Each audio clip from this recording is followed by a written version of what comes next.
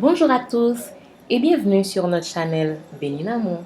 Nous vous invitons à écouter ce passage tiré du guide de lecture biblique quotidienne de la Société biblique canadienne. Si vous n'êtes pas encore abonné à la chaîne, dès maintenant, nous vous invitons à vous abonner et activer les notifications en cliquant sur la cloche pour ne pas rater toutes les prochaines vidéos qui arriveront ici. Et cliquez sur le pouce bleu pour nous encourager. Merci et bon visionnage. Soyez bénis. Après avoir ainsi parlé, Jésus marcha devant la foule pour monter à Jérusalem. Lorsqu'il approcha de Bethphagée et de Béthanie, vers la montagne appelée montagne des Oliviers, Jésus envoya 2 de ses disciples, en disant : « Allez au village qui est en face. Quand vous y serez entrés, vous trouverez un ânon attaché, sur lequel aucun homme ne s'est jamais assis. Détachez-le et amenez-le. Si quelqu'un vous demande « Pourquoi le détachez-vous » vous lui répondrez « Le Seigneur en a besoin ». Ceux qui étaient envoyés allèrent et trouvèrent les choses comme Jésus leur avait dit. Comme ils détachaient l'ânon, ses maîtres lui dirent : « Pourquoi détachez-vous l'ânon » Ils répondirent : « Le Seigneur en a besoin ». Et ils amenèrent à Jésus l'ânon, sur lequel ils jetèrent leurs vêtements et firent monter Jésus.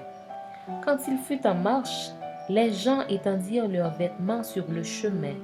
Et lorsque déjà il approchait de Jérusalem vers la descente de la montagne des Oliviers, toute la multitude des disciples saisis de joie se mit à louer Dieu à haute voix pour tous les miracles qu'ils avaient vus. Ils disaient : « Béni soit le roi qui vient au nom du Seigneur. Paix dans le ciel et gloire dans les lieux très hauts. » Quelques pharisiens du milieu de la foule dirent à Jésus : « Maître, reprends tes disciples. » Et il répondit : « Je vous le dis, s'ils se taisent, les pierres crieront. » Comme il approchait de la ville, Jésus, en la voyant, pleura sur elle et dit : « Si toi aussi, au moins en ce jour qui t'est donné, tu connaissais les choses qui appartiennent à ta paix, mais maintenant elles sont cachées à tes yeux. Il viendra sur toi des jours où tes ennemis t'environneront de tranchées, t'enfermeront et te serreront de toutes parts.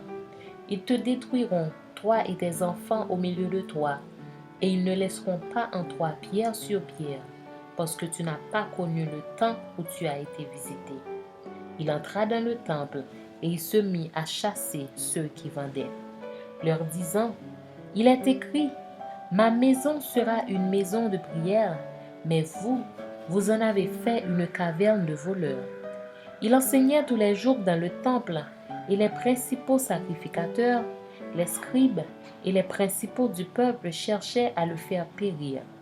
Mais ils ne savaient comment s'y prendre, car tout le peuple l'écoutait avec admiration.